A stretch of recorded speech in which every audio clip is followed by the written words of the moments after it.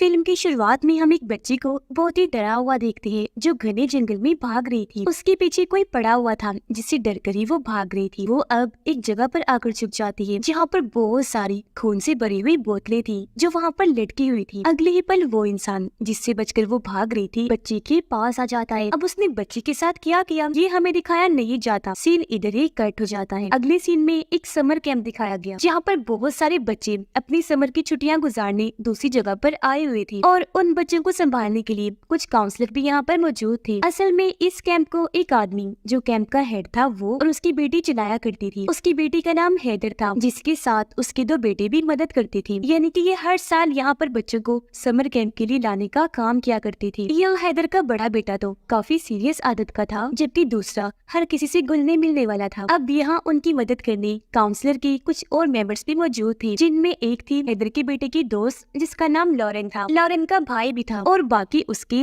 और हैदर के कुछ दोस्त थे। ये भी हर साल समर कैंप में इनकी मदद करने के लिए आया करती थी। अब आज इस समर कैंप का आखिरी दिन था। लॉरेन के भाई और उसकी दोस्त ने अपने पूरे ग्रुप के लिए एक गेम सेटअप की हुई थी जो ये रात को खेलने वाले थे, जो खेलने के बाद ये भी यहाँ से चले जाएंगे। इसलिए फिलहाल बच्चों को भेजने का फैसला किया जाता है। जिन्हें छोड़ने हैदर का बड़ा बेटा जाने वाला था वो सभी बच्चों को बस में बिठाकर उनके घर छोड़ने के लिए निकल पड़ता है। जिसके बाद कैंप के हेड यानी हैदर के डैड भी वापस अपने घर जाने लगते हैं। यहाँ हमें पता चला कि वो अपनी जवानी के वक्त से इस कैंप को चला रही है। अपनी वाइफ से भी उनकी मुलाकात यही हुई जिसके बाद जल्दी दोनों ने शादी कर ली और फिर उनकी वाइफ की मौत भी इधर ही हो गई। अब क्योंकि हैदर के डैड की उम्र काफी ज्यादा हो गई थी तो वो अपने समर कैंप वाले काम से रिटायर्ड होना चाहते थे। उन्होंने अब सारी जिम्मेदारी हैदर और उसके बच्चों को दे दी, इसलिए वो यहाँ से फिलहाल जा रहे थे। और अब क्योंकि आखिरी रात थी तो काउंसलर के सारे मेंबर्स यहाँ पर मस्ती करने लगते हैं, काफी इंजॉय करने लगे। हंसी मजाक में हैदर का बेटा सबको एक नर्स की कहानी बताने लगा कि एक बार इसी कैंप में एक नर्स काम किया करती थी, लेकिन वो चोरी छुप के बच्चों पर एक्सपेरिमेंट तजुर्बे करने लगी जिसमें वो बच्चों को गलत दवाइयाँ और जड़ी बूटियाँ दिया करती थी, जिसका असर जब बच्चों पर पड़ने लगा तो नर्स की सच्चाई सबको पता चली, जिसके बाद उसे निकाल दिया गया। अब उसका इस दुनिया में कोई नहीं था, दिमागी तौर पर भी वो ज्यादा ठीक नहीं थी, इसीलिए वो इन्हीं वुड्स जंगलों में रहने लगी। यही रहते रहते उसकी मौत हो गई और अभी भी वो यही रहती है पर गोस्ट भूत बनकर। जो कोई भी उसे बुलाता है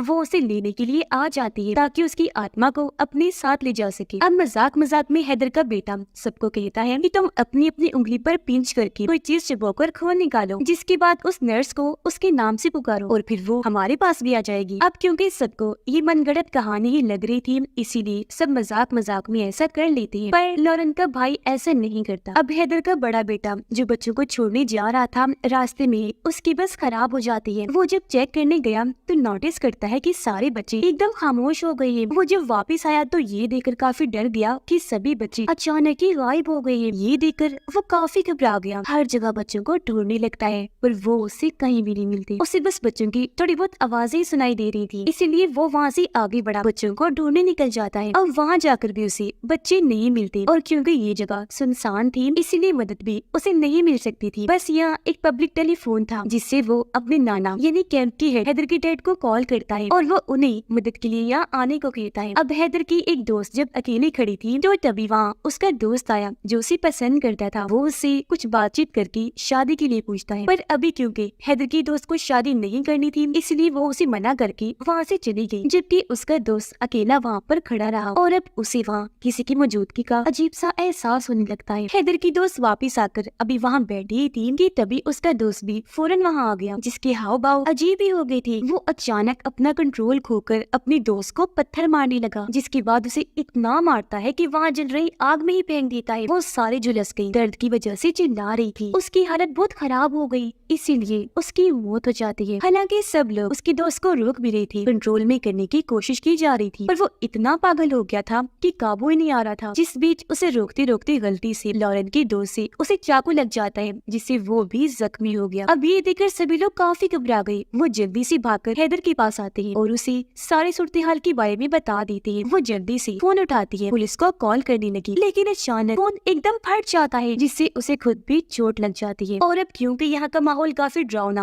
और अजीब हो गया था इसलिए हैदर को भी घबराहट होने लगी। वो सब लोगों को एक साथ इकट्ठा होने का कहती है। फिर कुछ लोगों को वो अपने बाकी साथियों को लाने के लिए भेज देती है जो दूसरे कैबिन में थी। अपने छोटे छोटे बेटे को माइक, फोन या इस तरह की कोई चीज ढूंढने के लिए भेज देती है ताकि किसी से कम्युनिकेशन राब्ता करके ये मदद बुला सके। लॉरेन चली जाती है फर्स्ट एड ढूंढने, यानी कि जो लोग यहाँ पर जख्मी हुए थे उनकी मदद करने की चीजें ढूंढने वगैरह। वो जब एक कमरे में गई तो उसे यहाँ कुछ कागज मिलते हैं जो किसी के डॉक्यूमेंट्स थे। उसे ये अजीब लगे, इसीलिए वो इनको अपने पास रख लेती है ताकि हैदर के छोटे बेटे को दिखा सके, क्योंकि वही बता सकता था कि ये डॉक्यूमेंट्स किसकी है। अब लॉरेन का भाई और उसकी दोस्त जब एक जगह पर थे तो यहाँ उसकी दोस्त कुछ काम करने में मसरूफ हो जाती है, जिस बीच लॉरेन के भाई को कोई इनविजिबल यानी ना दिखने वाली ताकत डराने की कोशिश करने लगी। वो काफी घबरा गया, इस बारे में अपनी दोस्त को बताता है, पर वो ये कहकर बात को टाल देती है कि यहाँ पर ऐसा कुछ नहीं, ये बस तुम्हारा वहम होगा। अब लॉरेन वो डॉक्यूमेंट्स हैदर के बेटे को लाकर दिखाती है। उसने जब चेक किया तो ये उसी नर्स के डॉक्यूमेंट्स थे, यानी कि नर्स के बारे में जो उसने बताया था वो कोई मनगढ़ंत कहानी नहीं, बिल्कुल सच था। और ये बात लॉरेन उससे कहती भी है, पर हैदर के बेटे को इस चीज पर यकीन नहीं होता। वो कहता है कि ये सब झूठ है, क्योंकि नर्स वाली बस कहानी ही है जो सिर्फ बच्चों को डराकर सुनाने के काम आती है, इसके अलावा उसकी और कोई सच्चाई नहीं। अब दोनों की ये बातें हैदर ने सुन ली थी। वो इनके पास आती है, उसे देखने से लग रहा था कि वो नर्स का नाम सुनकर काफी परेशान हो गई है। फिर अब इनके 3 साथी जब लॉरेन के भाई और उसकी दोस्त को ढूंढने जा रहे थे तो यहाँ उनका एक साथी हैदर की दोस्त से कोई उल्टी सीधी बात कह देता है, जिससे वो गुस्सा होकर उनसे अलग होकर आगे निकल जाती है। इस बात की वजह से उस लड़की की दोस्त को बहुत बुरा लगा और वो अपने उस साथी से लड़ने लगा जिसने उल्टी सीधी बात की थी। उनकी हाथापाई हो ही रही थी कि तभी इन्हें अपनी उस दोस्त के चिल्लाने की आवाज सुनाई दी। ये जब उसके पास गए चेक करने तो वहाँ के हालात बहुत बुरे थे, क्योंकि वहाँ खून से भरी हुई बहुत सारी बोतलें लटकी हुई थी और उनकी दोस्त खून में लथपथ बहुत जख्मी हालत में वहाँ पर पड़ी हुई थी। उसकी जुबान कटी हुई थी और उसकी ये हालत देखकर दोनों दोस्तों की हालत खराब हो जाती है। अब हैदर से वो लोग उसकी परेशानी की वजह पूछने लगे, इसलिए अब वो अपने बेटे और लॉरेन को अपनी कहानी बताने लगी कि बचपन में मैं भी अपने दोस्तों के साथ इस समर कैंप में आया करती थी, जहाँ एक बार मेरा भी सामना उस नर्स से हो गया। उसने मुझे और मेरे दोस्तों को पकड़ के कैद कर लिया। उसने हमारे ऊपर भी एक्सपेरिमेंट करने की कोशिश की और काफी डराया, पर हमारी किस्मत अच्छी थी, उसके चुंगल से हम निकल गए। पर उस चीज का गहरा सदमा आज भी मेरे अंदर है। यही वजह है कि मैं उस नर्स का नाम सुनकर घबरा गई थी, क्योंकि वो कोई मनगढ़ंत कहानी का हिस्सा नहीं, बिल्कुल सच है। फिर अब यहाँ एक शेरिफ पुलिस ऑफिसर आई जो भी हैदर के बचपन की दोस्त थी और वो भी उसके साथ समर कैंप में आया करती थी, इसलिए वो लोग अब उससे मदद मांगने लगते हैं। पर इससे पहले मदद के लिए वो किसी को कॉल करता, उसकी गाड़ी, फोन, यहाँ तक कि सभी मैसेज करने वाले डिवाइसेस भी बंद हो जाती है। अब यहाँ उनकी वही दोनों साथी भागे हुए आते हैं जो डर की वजह से चिल्ला भी रही थी। जो उन्होंने देखा उसके बारे में बताने लगे कि हमारी दोस्त पर हमला करके किसी ने उसकी जुबान काट दी है और वो जगह बिल्कुल ऐसी थी जैसे वहाँ पर रिचुअल, जादू वगैरह किए जाते हैं। जो सुनकर लॉरेन कहती है कि ये उस नर्स का ही काम है। और अब नर्स का नाम सुनकर शेरिफ भी काफी परेशान हो जाता है, क्योंकि बचपन में नर्स ने उसे भी बहुत डराया था, जिस मुसीबत से बहुत मुश्किल से शेरिफ ने अपनी जान बचाई। इसीलिए अब तो वो उनकी मदद करने से ही मना कर देता है। तब यहाँ एक पिज्जा डिलीवर करने वाला लड़का गाड़ी लेकर आता है और क्योंकि शेरिफ तो बहुत डरा हुआ था, इसीलिए वो उसकी गाड़ी लेकर यहाँ से भाग जाता है। अब लॉरेन का भाई और उसकी दोस्त जब वुड्स में घूम रही थी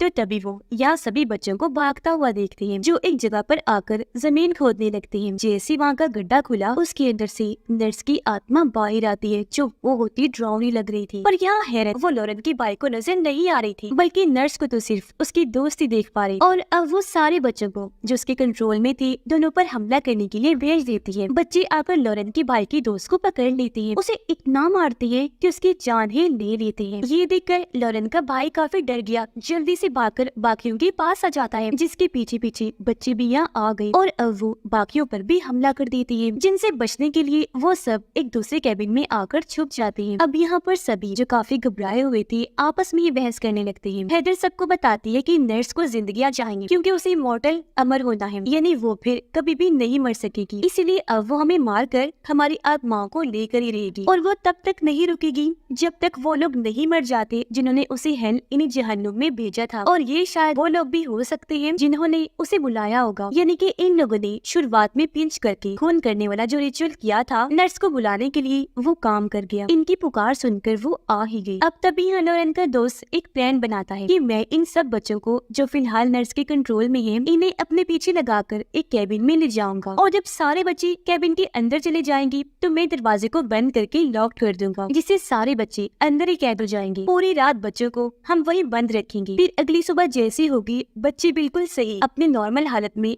वापिस आ जाएंगे, यानी कि नर्स के कंट्रोल से बाहर, क्योंकि रात गुजरने के बाद नर्स ने जो उन्हें हिप्नोटाइज किया हुआ है या कहेंगे पोजेस्ड अपने कंट्रोल में, वो चीज बच्चों की नर्स से टूट जाएगी। वो ऐसा ही करता है, कैबिन से बाहर आकर भागने लगा, जहाँ उसका पीछे बच्चे भी करना शुरू कर देते हैं। लेकिन जैसे बच्चे दूसरी कैबिन में गए, बाहर जाने से पहले ही वो लॉरेन की दोस्त को पकड़ लेते हैं। अब ये देखकर लॉरेन की दूसरी दोस्त को लगा कि वो भी अब बच्चों की तरह नर्स की पोजेशन में आ गया होगा, इसलिए वो उसे बाहर निकालने की बजाय बच्चों के बीच ही छोड़कर दरवाजा बंद कर देता है। ये देखकर लॉरेन उस पर गुस्सा करने लगी कि क्या कर रहे हो, बाहर निकालो उसे। पर वो दोस्त को बाहर निकालने से साफ साफ मना कर देता है, जिससे सभी बच्चे एक साथ लॉरेन की दोस्त पर हमला कर देते हैं। उसे बुरी तरह मार कर उसका खात्मा कर दिया जाता है। अब जब भी सारे कैबिन में एक साथ थे, तो यहाँ बाहर से हैदर का बेटा आने लगा, लेकिन तभी एक बच्चा उस पर हमला कर देता है, जो किसी तरह बाहर ही रह गया था। इतनी ही देर में यहाँ गन लेकर हैदर के डैड आ गए, जिसे हैदर के दूसरे बेटे ने ही मदद के लिए बुलाया था, और वो भी साथ ही आया था। और वो अब बच्चों की चारों तरफ गन से शूट करने लगते हैं, जो देखकर नर्स की आत्मा यहाँ पर आई और बच्चे को अपने साथ ले जाती है। वो फिर हैदर के छोटे बेटे पर बहुत गुस्सा करने लगती है कि सब तुम्हारी वजह से हो रहा है, अगर नर्स वापस आई तो इसकी जिम्मेदार तुम हो, तुमने पिंच वाली वो चीज क्यों की थी। जिस पर हैदर का बेटा कहता है कि माफ कर दी, मैंने जानबूझ के नहीं किया, गलती हो गई, मुझे लगा था कि नर्स के बारे में सब कहानियां हैं, इस बात का अंदाजा मुझे जरा भी नहीं था कि वो हकीकत में है। तो अब यहाँ हैदर के डैड यानी के कैंप के हेड सबको उस नर्स की कहानी सुनाने लगते हैं कि सालों पहले जब मैंने ये कैंप शुरू किया था, तब मैं अपनी वाइफ के साथ यहीं पर रहा करता था। फिर एक दिन एक नर्स कैंप में जॉब के लिए मेरे पास आई, जो और कोई नहीं बल्कि वही नर्स थी। उसे मैंने जॉब पर तो रख लिया, पर धीरे धीरे मेरी वाइफ की तबीयत खराब होने लगी, जिसकी देखभाल वही नर्स कर रही थी। लेकिन उसकी हालत में कोई सुधार नहीं आया, उल्टा वो मरने के मोड़ पर आ गई। जिस बीच दूसरी तरफ नर्स ने मुझे अपने प्यार की जाल में फंसाया और हम दोनों एक दूसरे की काफी करीब हो गए। और फिर कुछ ही दिनों के बाद मेरी वाइफ की मौत हो गई, जिस वजह से मैं बहुत दुखी हो गया। जहाँ बाद में पता चला कि वो नर्स मेरी वाइफ को जो दवाई दे रही थी, वो उसे ठीक करने के लिए नहीं थी, बल्कि उसे कमजोर करने के लिए थी, ताकि इसे लेकर धीरे धीरे उसकी हालत खराब होती जाए और वो फिर मारी ही जाए। अब ऐसे ही भी काफी महीने गुजर गए, जहाँ वो नर्स अब बच्चों पर उल्टे सीधे एक्सपेरिमेंट्स करना शुरू हो गई थी। साथ ही वो अजीब तरह के रिचुअल जादू भी करने लगी थी, जिसके लिए वो बच्चों के खून को निकालकर बॉटल्स में डालकर उन्हें पेड़ों पर लटका दिया करती थी। मुझे जब उसकी इस हरकत का पता चला तो मैंने उसे निकाल दिया, पर वो हद से बढ़ गई और ज्यादा गलत चीजें करने लगी, इसलिए मैंने उसका खात्मा करने का प्लान बना लिया। मैंने उसकी तलाश शुरू कर दी। वो जब मुझे मिली तो अच्छा मौका पाकर मैंने उसे जान से मार डाला, जिससे यहाँ हमें समझ आ गई कि उसके कैंप में आने का मकसद और हैदर के डैड को इस्तेमाल करने का मकसद एक ही था, ताकि वो बच्चों को अपने लिए इस्तेमाल कर सके, उन पर ये एक्सपेरिमेंट करके, ताकि बाद में उन्हें अपने कंट्रोल में कर सके और उनके जरिए तबाही मचा सके। आगे वो बताता है कि नर्स को मैंने मार तो दिया था, पर उसकी उंगली में मैंने अपनी वाइफ की शादी वाली अंगूठी देख ली थी, जिसे मैंने फौरन उतार कर दफन कर दिया, जिससे नर्स की आत्मा को बहुत गुस्सा आया। वो जोरों से चिल्लाने लगी। उसकी आत्मा फिर एक भूत चुड़ैल बन गई और वो तभी से इस जंगल पर कब्जा करके रह रही है। इस जगह को उसने हॉन्टेड भूतिया बना दिया है और यहाँ आने वाले लोगों को वो डराती है, पर वो खुद सिर्फ तभी आती है जब उसे बुलाया जाता है। मगर एक बार जब वो आ जाए तो मौत का खेल शुरू हो जाता है। खैर, अब उनका एक साथी जबरदस्ती